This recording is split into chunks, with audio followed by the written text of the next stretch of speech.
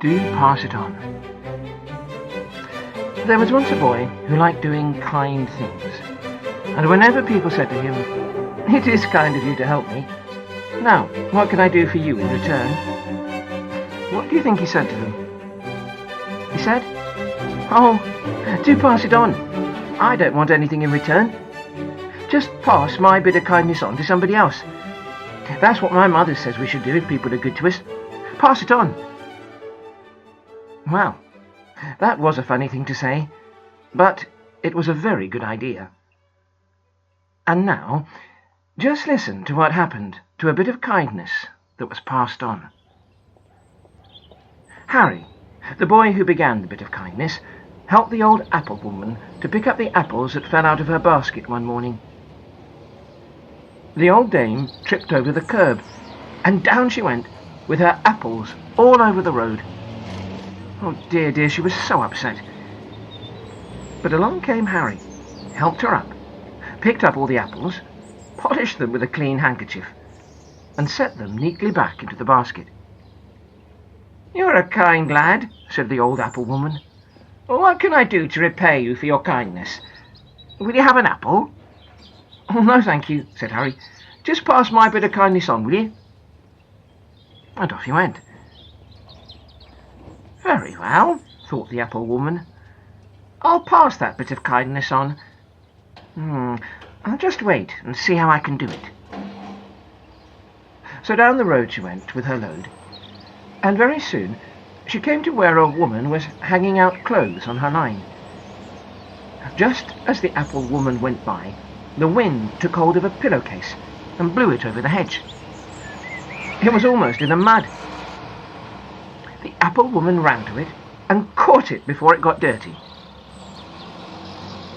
The washerwoman was so grateful.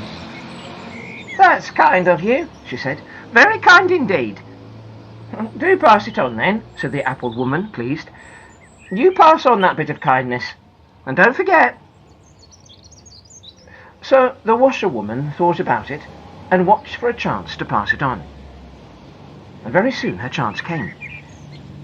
A little girl came down the road crying. The washerwoman called out to her, "What's the matter, little girl?" "Oh, I've been home, but my mother's out and I can't get any tea," wept the little girl. "And I'm so hungry." "Poor child," said the washerwoman. "Come along in and I'll give you some bread and treacle. I've got a bit of kindness to pass on today." So the child sat down and ate a great piece of bread and treacle. "You're very kind," she said shyly. "I wish I could give you back some bread and treacle." "I don't want it, child," said the washerwoman. "Just pass the bit of kindness on. Now don't forget, do pass it on." The little girl ran off, pleased. She thought it was a funny idea to pass a bit of kindness on, but she made up her mind she would. Her chance soon came. She passed the cottage where Mrs. Kelly lived with all her children, and saw poor Mrs. Kelly at the door looking very worried.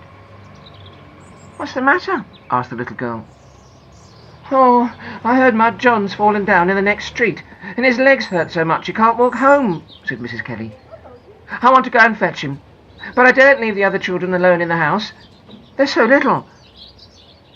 "Well, I've got a bit of kindness to pass on," said the little girl. "I'll mind them for you, Mrs. Kelly." So Mrs. Kelly ran off to fetch John, and the little girl minded the children and played with them. When Mrs. Kelly came back with John, she was very grateful. "I'd give you a penny for your kindness, but I haven't one to spare," she said. "Oh, I don't want any payment," said the little girl. "But, Mrs. Kelly, do pass it on." "Pass what on?" said Mrs. Kelly in great surprise. "My bit of kindness," said the little girl, laughing, and she ran home. Well, Mrs. Kelly thought she certainly would pass it on, and she kept her eyes open to see how she could do it. She didn't have to wait for very long. When she passed the park gates with her children, she saw the park keeper looking very miserable indeed. "What's the matter, park keeper?" she said. "Is your wife ill or something?" "Oh, no," said the man. "But I forgot to bring my tea with me this afternoon, and I'm cold. I wish I had a drop of hot tea to warm me up." "Oh, I'll send my Bobby to fetch it for you," said Mrs. Kelly at once. "He knows where your house is." "Oh, thanks very much," said the park keeper. "It's very, very kind of you. Anything I can do for you, by any chance?" "No," said Mrs. Kelly. "Just pass it on, that's all." The park keeper laughed. He'd promised he would, but he couldn't seem to think what to do. When 6 o'clock came, he rang the bell for everyone to go out of the park, and soon it was empty. He locked the gate behind him and went on his way home down by the park railings. And just by the railings, he saw a little boy looking upset. It was Harry, the one who began this story of passing on. "What's up, Harry?" asked the keeper. "My best ball's gone over the railings," said Harry. "I'm so afraid someone else will find it in the morning, and then I shan't have it any more." The keeper remembered the bit of kindness he had to pass on. "I'll go back to the park gates and unlock them for you," he said. "Then you can slip in and get your ball. What about that?" "Oh, I say, that is nice of you," said Harry, delighted. "But aren't you on your way home?" "Oh, that doesn't matter," said the keeper.